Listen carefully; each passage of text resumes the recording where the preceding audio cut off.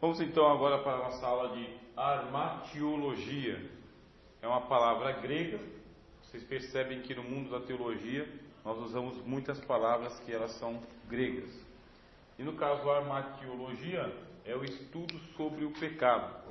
Por quê? Os gregos, eles usavam a palavra armatia.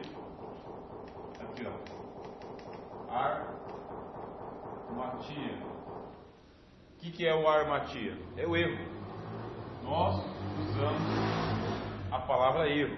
Eles usavam a palavra armatia. E esse armatia, esse erro, é justamente quando eles estavam nos estádios gregos, estavam acontecendo as Olimpíadas, os atletas, eles tinham um alvo que eles tinham que atingir. Quando eles atingiam o alvo, né? Opa, atingiram o alvo.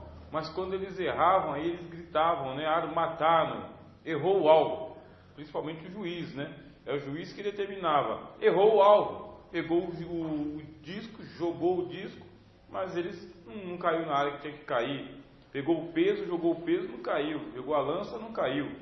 Então sempre que se errava o alvo, aí o juiz gritava, armatano. E o povo, né, que formava o anfiteatro, gritava também, né? E ele armatano, ele errou o alvo. Essa palavra grega, então armatia ou armatano, ela é a tradução para a nossa palavra pecado. O que é pecado? Pecado é que Adão, ele errou o alvo. Ele não acertou. E quando ele errou o alvo, aí o pecado veio ao mundo. Agora, da onde que nos vem? Isso é um texto bem escrito, tá?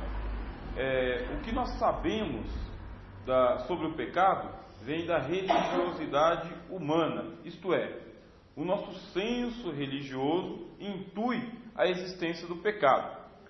O pecado, nós temos uma intuição natural, tem alguma coisa errada com a natureza humana, tem alguma coisa errada. Não é possível que esteja tudo certo, que seja natural e normal nós fazermos essa curva aqui, ou essa parábola. O que é isso aqui? Nós tivemos aqui a nossa data de nascimento, passamos a nossa primeira infância, entramos na adolescência, chegamos na juventude, estamos aqui em nossa maturidade, e agora que a vida está o melhor da vida, a gente começa a decair e nós vamos para a sepultura. Tem que ter alguma coisa errada. A gente não sabe o que é, mas existe uma intuição. É uma intuição de que nós erramos o alvo. Em algum momento nós erramos na história da nossa humanidade. O materialismo, ele vai explicar que não tem nada de errado, é normal, isso está programado para ser assim mesmo. Mas a religiosidade humana, aquela nossa intuição que nós vimos nas aulas anteriores, o nosso espírito, aquela vaga lembrança, fala não, o certo era o seguinte, agora que a gente chegou no melhor da vida, o negócio era progredir muito mais. O ser humano não pode ter sido feito para acabar na decadência de uma cova. Não é possível. Você tem que levantar cedo, você tem que trabalhar, você tem que estudar, cuidar da sua família, comprar as coisas, manter a sua vida, cuidar da sua saúde. Para quê? Se você vai acabar aqui numa cova igual todo mundo. Ou seja, você vai ser zerado, né? Aí, zerou. Pronto. A intuição humana fala, não tem alguma coisa errada. E aí essa coisa errada a religião chama de pecado. Nem todas as religiões, principalmente a nossa. A nossa a gente fala, realmente nós erramos o alvo. O Adão lá, ele pisou na bola. O Adão lá, ele estragou a nossa história.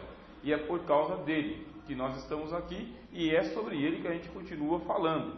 Porque lá na aula de antropologia bíblica eu falei sobre o primeiro Adão, a gente vai continuar falando sobre ele. E aí você fala, olha, essa aqui é a porta de entrada. Eu sei que tem alguma coisa de errado e eu preciso saber o que é que tem de errado. O que é o pecado? Afinal de contas, o que tem de errado aí? E por que Deus deu uma punição tão grave para um pecado tão pequeno? Comer um fruto. É muito grave a nossa queda. E a nossa queda é tão grave que Deus nos puniu com a morte, a separação eterna. Isso por comer um fruto. Eu vejo gente fazer coisa muito pior do que comer um fruto e não acontece nada com ele, né? E eu que não comi fruto nenhum, estou aqui padecendo uma situação terrível. Ou seja, para isso que a gente vai tirar um pouco de arqueologia para entender a gravidade daquele pecado de Adão. O que é que determina, afinal de contas, o que é ou o que não é pecado? Exemplo, qual que é o nosso referencial? Se você for para o hinduísmo, aí lá no hinduísmo a concepção de pecado é uma, não é a mesma que é no cristianismo. Quando você vai para o judaísmo, a concepção de pecado é outra, e no islamismo é outra, para o materialismo é outra, para o espiritismo é outra. Ou seja, quem é que vai dizer para nós o que é e o que não é pecado? Qual que é o nosso referencial? Por que que isso é pecado e por que que isso não é pecado? Aí a gente continua aqui com essa pergunta. Por que que a gente formula a pergunta? Porque nós precisamos de uma tese. Vamos trabalhar em cima de uma tese. Uma tese é uma possível explicação. Então a gente faz aqui a pergunta: quem determina que isso ou aquilo é pecado? Quem é o referencial? Quem é que determina? Aí pronto, nós vamos para as respostas. Você tem a Bíblia. Aí só com a Bíblia você fala o seguinte: olha, a Bíblia está dizendo que isso aqui é pecado. O que é pecado? Cortar o cabelo é pecado. Essa é a referência. O cabelo é pecado. Quer dizer que os carecas não pecam. Peca não, porque não tem cabelo para cortar. Então não é a referência. A gente precisa. Você não é mais pecador, você já foi, você não é mais. Portanto, eu preciso de uma referência melhor do que essa. Preciso de uma referência melhor, porque isso aí é acidental, pode ou não acontecer. Quem é que está determinando o que é pecado? Pois bem, o pecado, ele acontece por causa de um referencial. Alguém tem que dar referência para a gente. Vamos baixar aí, por favor. Alguém tem que dar referência para nós o que é pecado, porque a gente não sabe o que é pecado. Nós precisamos dessa referência aqui, porque senão eu não tenho como compreender. Exemplo: você está andando aqui na rua, aí você pega e fala o seguinte: olha, eu estou olhando para uma árvore, e aí você fala: a árvore está perto. A árvore está perto do quê? Eu preciso de um referencial. Só dizer que a árvore está perto não resolve o nosso problema. Eu preciso dizer, ela está perto do quê? A árvore ela está perto de um rio. Opa, tem um referencial. Agora que eu tenho um referencial, eu já sei que existe uma árvore em determinado lugar, que tem um rio que é o referencial, e está perto do rio, mas ela está longe da estrada. Está vendo aqui? Isso aqui é a estrada que você está andando. Olha você aqui, ó. Você está andando. Está longe da estrada, mas está perto do rio. Por isso, o pecado, ele só é pecado por causa do referencial. A gente precisa saber, é pecado para quem? É pecado por causa do quê? Quem foi que disse que é pecado? Você pega lá o livro de Moisés. O livro de Moisés, ele tem um mandamento que diz o seguinte: não adulterarás. Não adulterarás. Da onde que Moisés tirou esse negócio de adultério? Da onde Moisés tirou esse negócio aí? Qual que é o referencial de adultério? Eu estou vivendo numa sociedade politeísta e numa sociedade de poligamia. Faraó tem um harém. O harém de Faraó tem mais de 1000 mulheres lá. Ele casou com todas. Está escrito que não adulterarás. Qual que é o referencial de Moisés para dizer que ficar com 2 ou 3 ou 4 pessoas é adultério?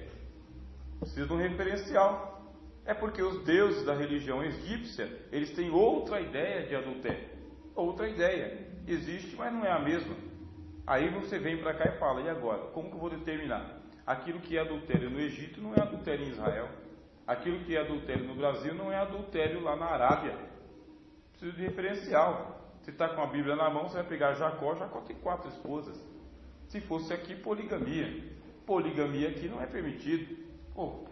Paulo disse, que o homem seja marido de uma só mulher. Portanto, mas ele está dentro de uma sociedade judaica e uma sociedade grega. Naquela sociedade lá, os gregos e os judeus, eles tinham permissão para terem 2 ou 3 esposas, embora que a mulher não tinha permissão para ter 2 ou 3 maridos, o referencial já mudou. Está vendo aqui que é a mesma coisa? Perto ou longe? Depende do referencial. Eu preciso dele.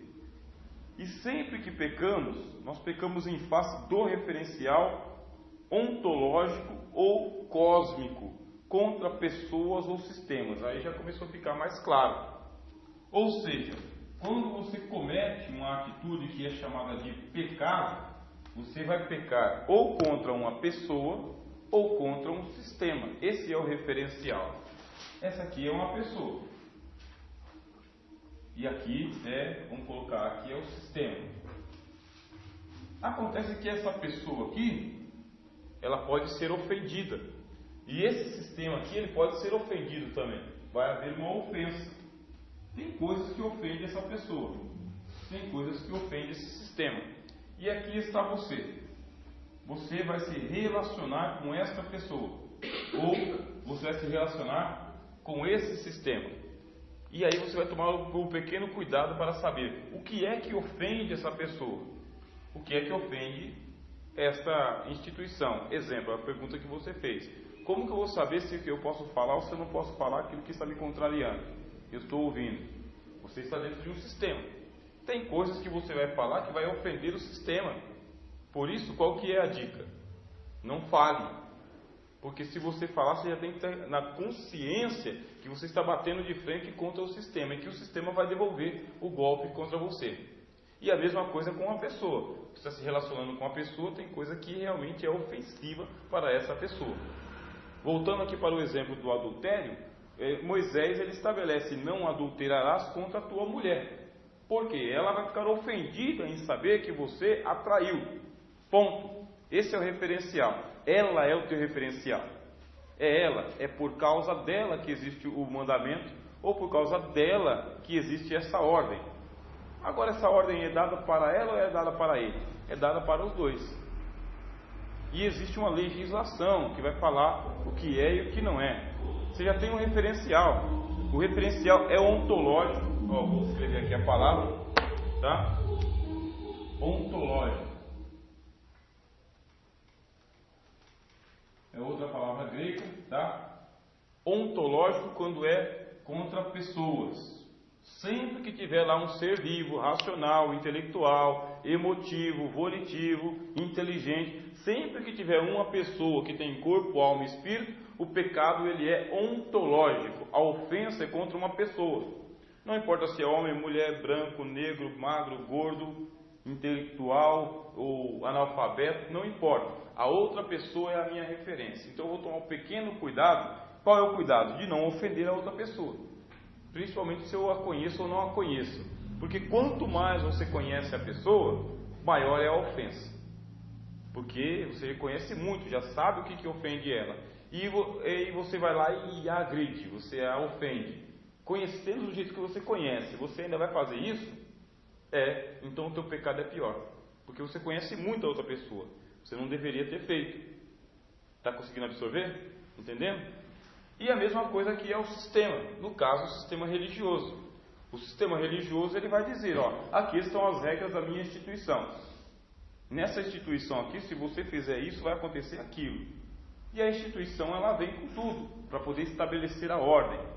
Porque enquanto a pessoa é um indivíduo, o sistema representa a coletividade. Aqui é um indivíduo, uma pessoa isolada. Mas aqui é todo mundo junto. Então você vai tomar esse pequeno cuidado, ou grande cuidado, de saber entrar e sair e diferenciar. É uma pessoa específica ou é um grupo de pessoas? O professor aí não entra o tempo de razão, não pela razão? Será que não tem nenhuma, não pode detectar uma transgressão, um pecado pela razão da pessoa, a consciência da pessoa assim? Sim, quanto mais consciente você for, mais intelectual, mais esclarecido, pior é o seu pecado. A faculdade de Direito, por exemplo, vai dizer o seguinte: qual que é a sua intenção? Você está cometendo com dolo, quer dizer, com a intenção de praticar, ou sem dolo? Quer dizer, o grau de consciência, de razão, de compreensão do fenômeno, isso aí vai ser um agravante para você. Quanto mais você sabe o que está fazendo, mais agravante é. E isso aqui é a introdução, tá bem? Nós estamos na introdução, depois a gente vai dar continuidade. E nessa introdução, a boa pergunta, tá bem? Que quem é que vai cometer a primeira transgressão?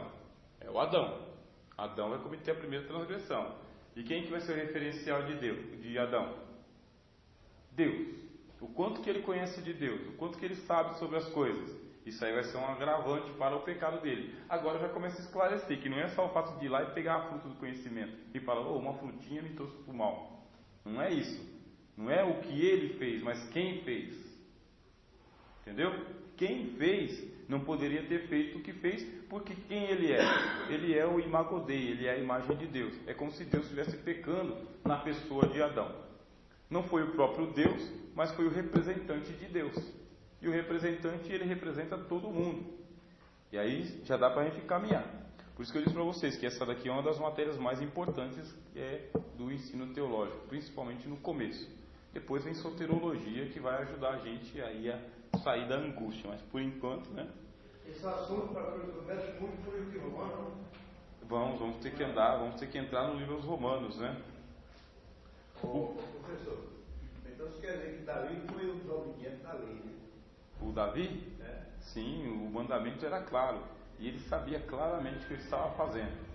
Ele pecou porque quis pecar. Estava bem claro. O Davi, ele tinha um conselheiro que era o conselheiro da lei. E esse conselheiro da lei, ele andava de lado a lado com Davi. E tinha um profeta, né? O profeta Natan, o profeta Gade.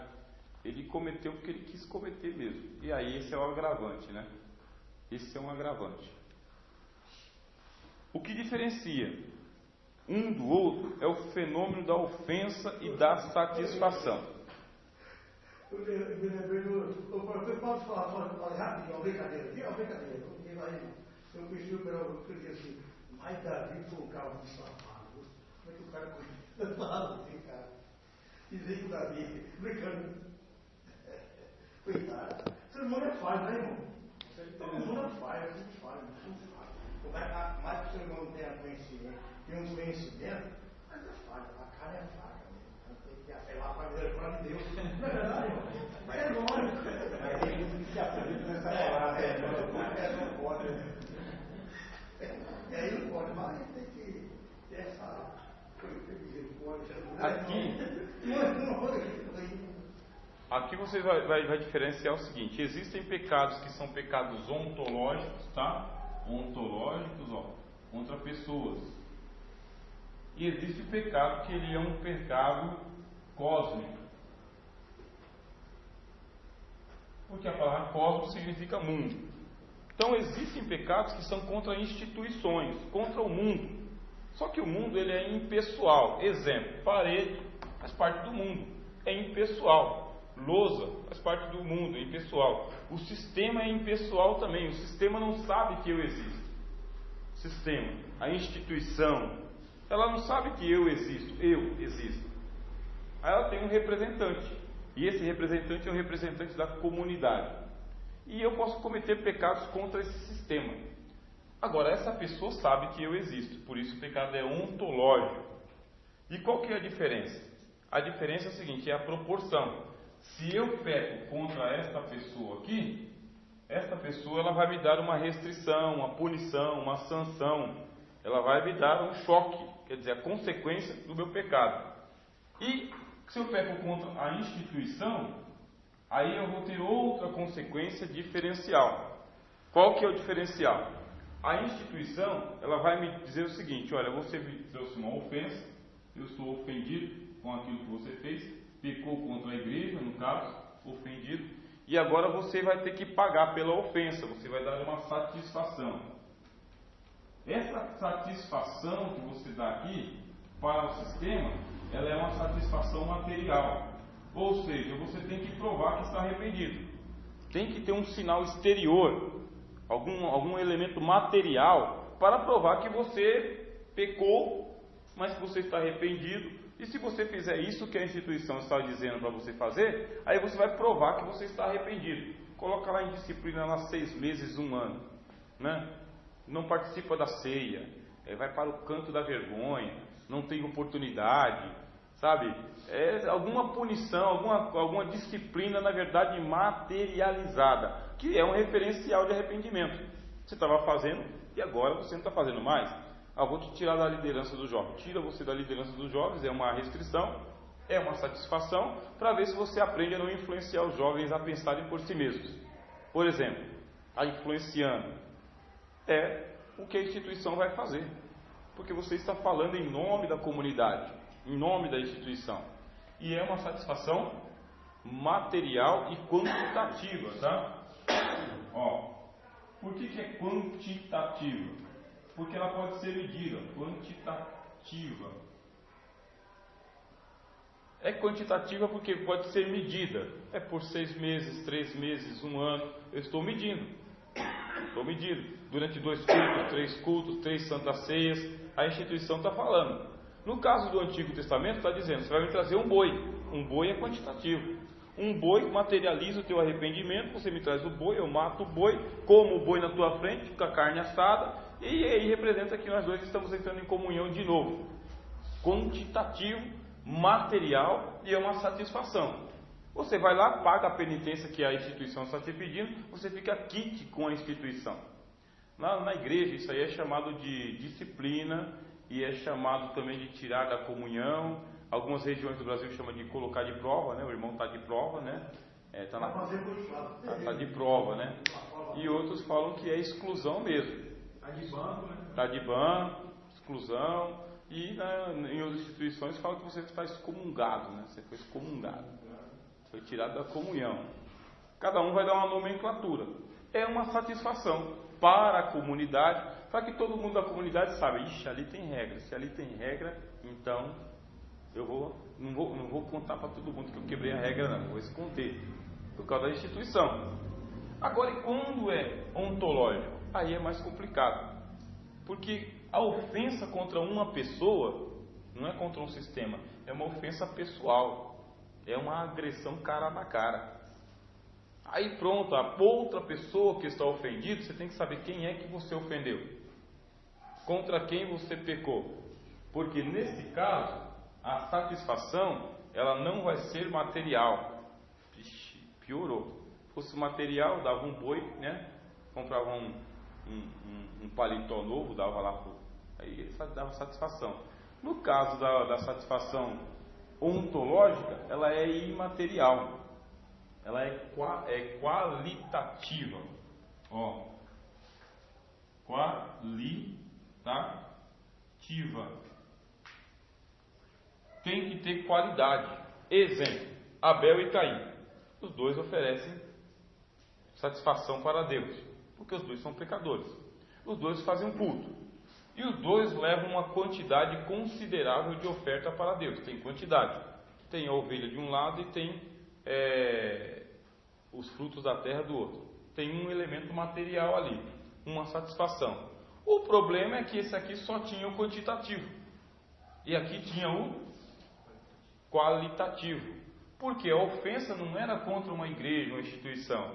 A ofensa era contra Deus. Aí Deus pega e avalia a oferta de Caim e de Abel.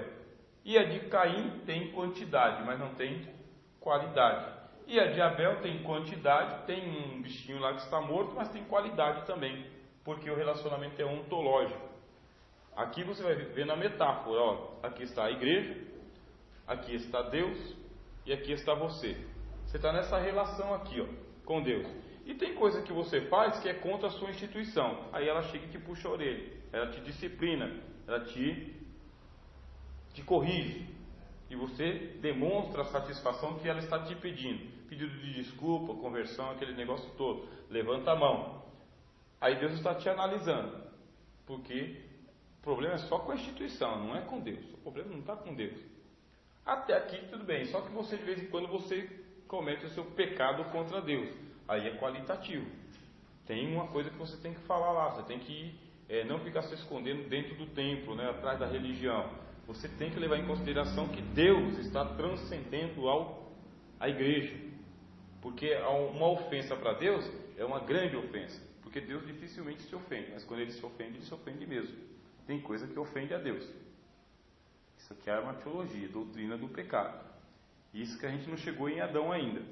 Então, quando pecamos contra pessoas, A ofensa exige satisfação qualitativa, relativa ao ente ofendido, ou quem determina a satisfação é o sujeito primário que foi ofendido, e não os terceiros envolvidos. É mais ou menos o seguinte: Deus é quem diz o que é que ofende a ele. Deus é quem diz, não sou eu, o terceiro de fora, que falo, isso é pecado contra Deus. Eu sou o terceiro, estou de fora. É ofensa porque Deus disse, isso me ofende. Você fazer isso realmente é ofensivo. Aí você já está sabendo que Deus está falando com Adão. Deus disse, Adão, de toda a árvore do conhecimento, de toda a árvore do jardim você comerá livremente. Nada me ofende, Adão. Nada me ofende. Você pode pegar os peixes, os pássaros, as árvores, você pode pecar com o mundo todo, mas essa árvore me ofende. Esse pecado aqui me ofende, porque o problema não é a árvore do conhecimento do bem e do mal. Ela por si só é uma árvore como todas as outras, com fruto comestível. Por que ela vai se tornar pecado? Porque Deus disse que é pecado. Ele disse, isso me ofende, eu não quero que você faça isso. Ou seja, na hora que você comete um pecado, aí você cometeu um pecado ontológico. Nesse pecado ontológico, é um pecado que tem qualidade, crime qualificado, né? É chamado no direito, que o crime está qualificado. Quando que um crime está qualificado? Quando ele é uma pessoa muito próxima de você. Isso é um crime qualificado.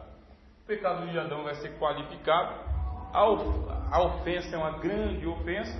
E só quem pode colocar qual é a satisfação que eu quero receber é o ente ofendido.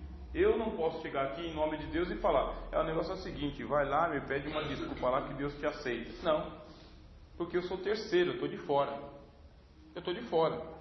O único que pode dizer o que me satisfaz é a pessoa que foi ofendida. Então, para ilustrar, é mais ou menos o seguinte, namorado e namorada, os dois estão num relacionamento. Aí ele vai conhecendo ela e ela vai conhecendo ele. Pronto. Aí existe uma intriga lá, uma coisa que aconteceu.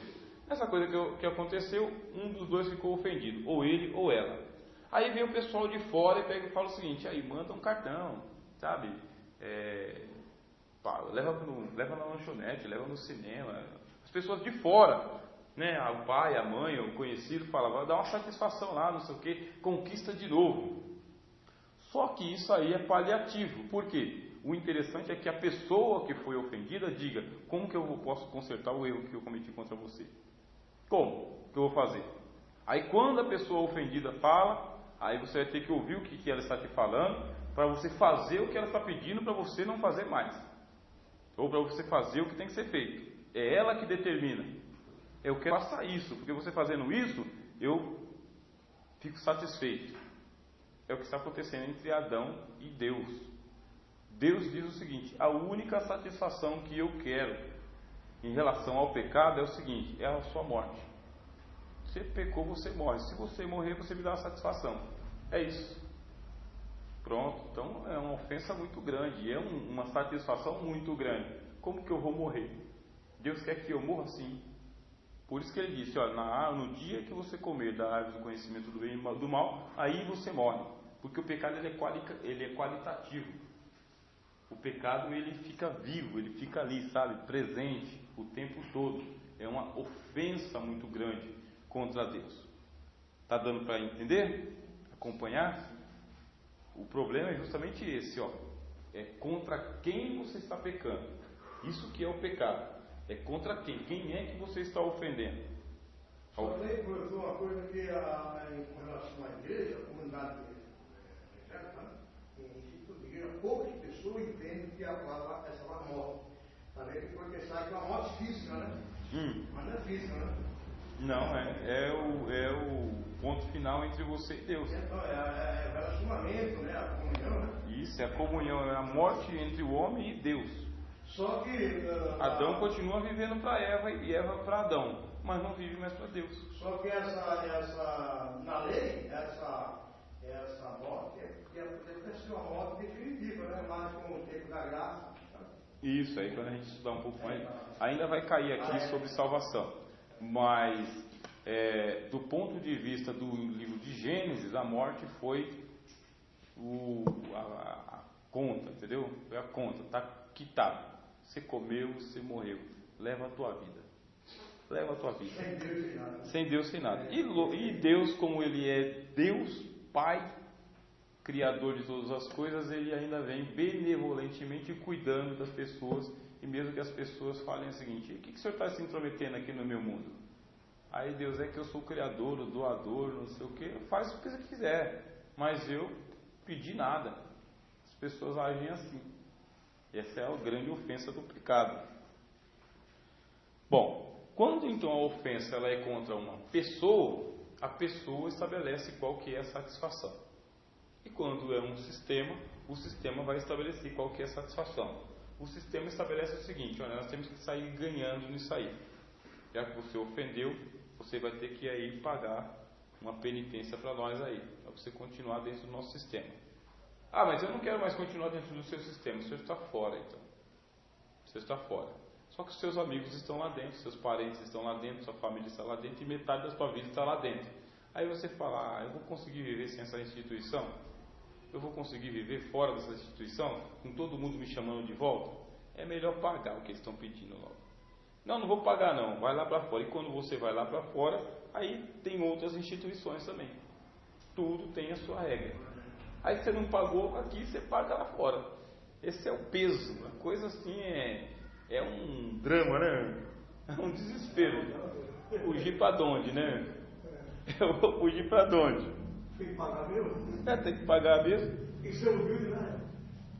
Daí que, se eu ofendo o meu irmão, a culpa do meu pecado não repousa sobre a materialidade, mas sobre a entidade, e a satisfação é determinada pelo sujeito e irmão.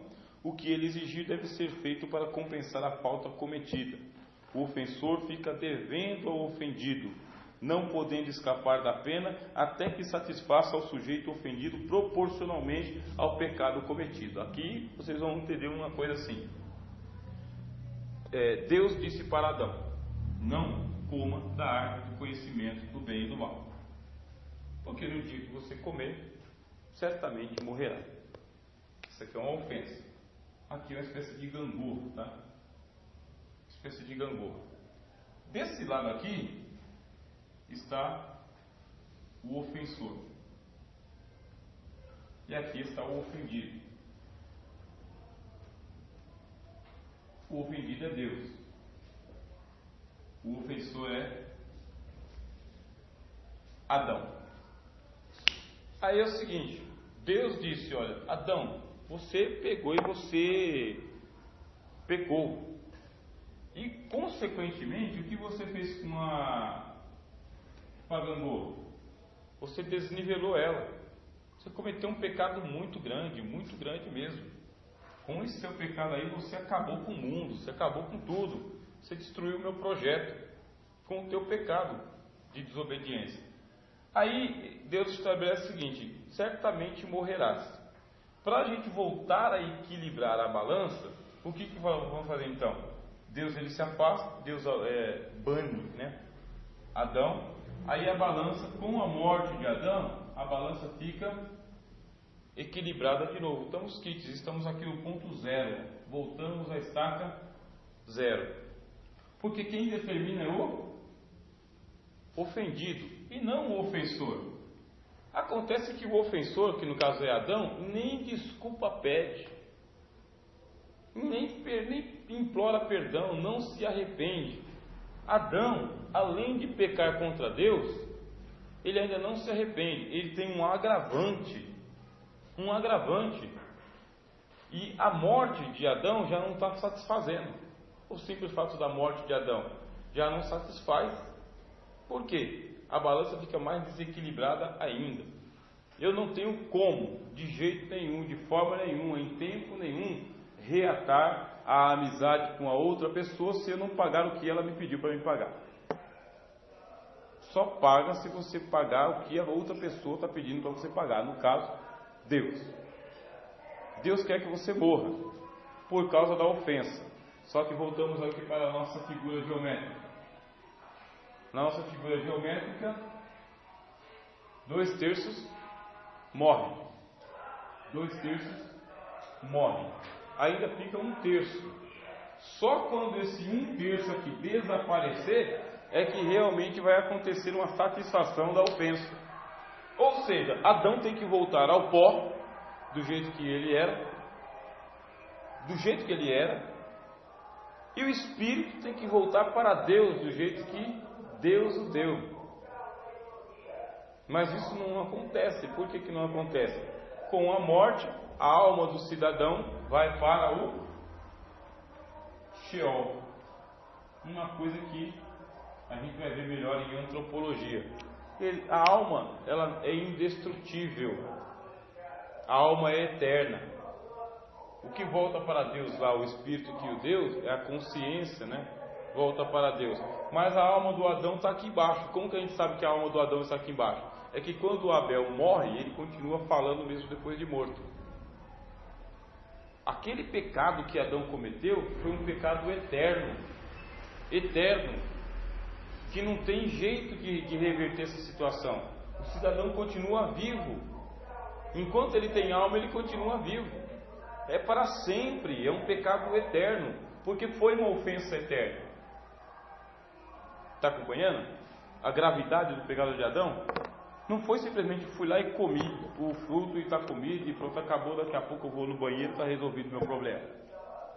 Ele errou e foi um erro eterno, e foi um erro eterno porque o ofendido foi Deus, e Deus é eterno.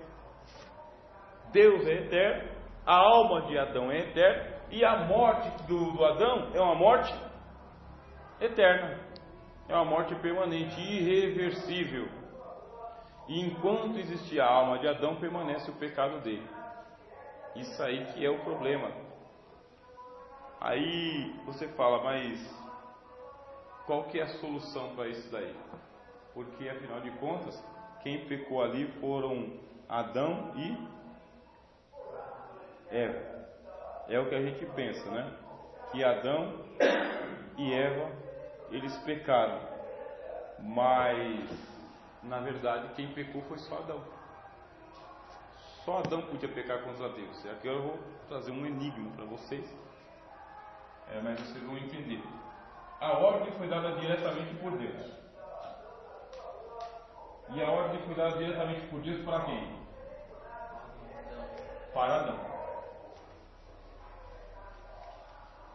Então você vai imaginar mais ou menos o seguinte: isso aqui é a cosmologia do mundo que Deus criou. Deus pegou e criou o mundo nesse formato aqui. Aí Deus criou o mundo, uma terra plana, e nesse mundo que Deus criou, Ele colocou uma expansão. Essa expansão aqui é um domo que é a casa.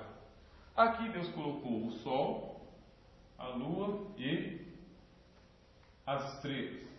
Estão aqui. Nesse mundo que Deus criou, havia um lugar chamado Éden.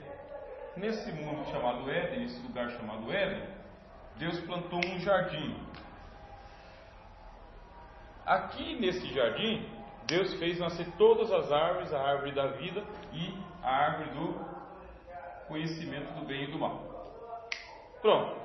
Aí Deus disse para Adão, somente para Adão, só para Adão: Adão, de toda a árvore que há no jardim, eu estou sendo repetitivo para ficar bem gravado, de toda a árvore que há no jardim comerás livremente, tão somente da árvore do conhecimento do bem e do mal, dela não comerás, porque no dia que dela comeres, certamente morrerás. Estão vivendo nesse mundo aqui, que a gente chama de terra. Pois bem, a ordem foi dada para Adão. Depois Deus criou Eva. Surgiu a serpente. Os três estão no jardim do Éden. A serpente vai lá e seduz Eva. Engana Eva. Ela está seduzida. Ela come da árvore do conhecimento do bem e do mal. Nada acontece. Porque ela foi enganada. Ser enganado não é pecado. Ela foi enganada. Até aí o pecado não entrou no mundo. O pecado nem existe para a raça humana, nem existe. Se ela não tivesse levado o fruto do conhecimento para Adão, e se Adão não tivesse, não tinha acontecido. Não tinha acontecido nada. Seria como comer carambola, melancia, banana, maçã, uva. Não teria acontecido nada, porque a única pessoa no universo, no mundo, que não poderia comer, era só Adão. Era só Adão não comer. Ele poderia ter filhos, poderia ter 1000 filhos com Eva. Ia lá, tinha as noites de amor, os dias de amor, as tardes de amor com Eva, ficava lá tranquilo, trazia filhos ao mundo, poderia todo mundo ir lá na árvore do conhecimento, pegar do fruto, fazer um balanço lá e brincar lá na árvore lá, não aconteceria nada, nada, nada, nada. Podiam comer, fazer sopa, fazer salada de fruta, o que eles quisessem, geleia, não tinha problema nenhum, porque a proibição não era para a descendência de Adão, a proibição era para Adão, só para Adão. O pecado é ontológico, ele é a coroa da criação, ele é o homem que deu nome para todas as coisas, ele é o representante máximo de Deus na terra, ele é a lei, é ele que é a lei, e ele não tinha colocado lei nenhuma. E aí que está o agravante do pecado de Adão, porque é o único que não poderia pecar, e não haviam 10 mandamentos para Adão, sabe? Não terás outros deuses diante de mim, não farás para ti imagem de escultura, não cometerás adultério. Não tinha lei para Adão, não tinha 10 mandamentos, tinha um. O cidadão poderia, você imagina o tamanho do planeta Terra, né? Os continentes que existem, as árvores, o mundo inteiro. Você imagina a capacidade de Adão. O cidadão poderia fazer o quê? Vai conhecer o mundo, né? Vai andar pelo mundo, vai viver. Você não precisa ficar dentro do jardim do Éden com a árvore do conhecimento do bem e do mal para comer daquele fruto. Vai andar pelo mundo, vai conhecer, vai, sabe, vai viver. Por quê? Porque o mundo é todo dele, isso aqui é um paraíso. Seria uma frustração para a serpente, não entraria o pecado no mundo, a raça humana estaria dentro do paraíso, uma comunhão plena e absoluta com Deus, e zero para o diabo. Jesus não precisaria ter morrido na cruz, nem passado por aquilo, a morte não entraria, nem o pecado. Essa é a grande responsabilidade do pai Adão, essa é a grande responsabilidade. É um homem acima de toda a expectativa. Mas o cidadão chega num momento lá que ele cai num tédio existencial, e sabe-se lá porque ele pegou e deu ouvido à voz de sua mulher, a Bíblia diz. Quando ele faz isso, aí ele estragou o plano. Aí a ofensa foi grande. Vocês entenderam isso? Qual que é a importância desse homem e qual que é o perigo dessa ofensa? Porque por ele, o que aconteceu com o mundo? Imediatamente assim que ele comeu, imediatamente a natureza da serpente, que é a natureza do diabo, passou a fazer parte da natureza de Adão. Os dois ficaram irmãos, ou pai e filho. Trocou. Jesus disse: vós tendes por pai ao diabo e quereis satisfazer a sua vontade, porque ele é homicida desde o princípio. Adão matou a humanidade. Adão fez o que o diabo fez. Nesse exato momento, na hora que ele abraçou o fruto, comeu, aí a morte entrou no mundo. A morte entrou no mundo. A morte entrou por meio do pecado desse homem aqui. Agora, a partir de agora, tudo que a raça adâmica faz, tudo está condenado à morte. Tudo está impregnado da natureza do pecado. Tudo. A consciência, a vontade, a inteligência, a emoção, tudo. E aí Deus falou o seguinte: olha, a ofensa foi muito grande, o teu pecado ele foi um pecado absoluto, e você trouxe a morte, e a morte ela é assim, ela é uma morte eterna. Ele viveu 930 anos, essa parte aqui, ó, é a parte da terra, tá?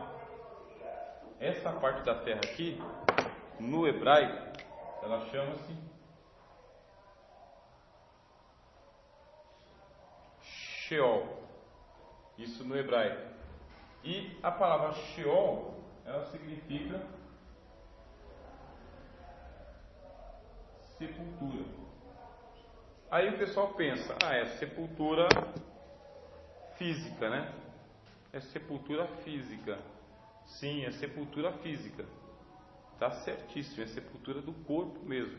Acontece que essa sepultura do corpo aqui, ela é só para o corpo, porque o Sheol, ele é toda essa parte aqui embaixo da terra, tá vendo?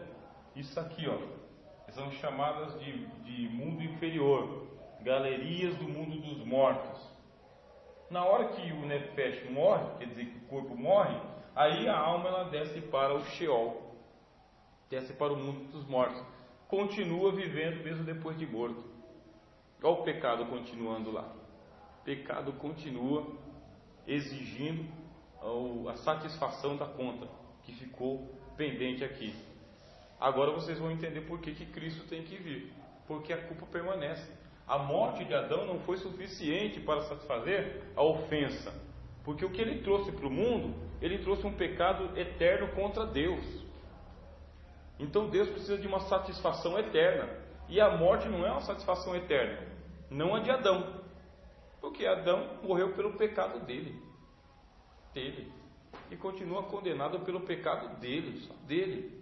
A morte de Adão não é vicária, não é substitutiva, não substitui os seus filhos, não é uma morte expiatória em favor do restante da humanidade, é uma morte dele, só para ele. Deus vai resolver esse problema aí, e para resolver um problema de Deus, só Deus. Já estamos entrando em soterologia, que é a doutrina da salvação. Professor, deixa eu fazer uma pergunta. Sim. Esse assunto, a pessoa pode dizer que levar para o Velho Testamento, fazer uma visão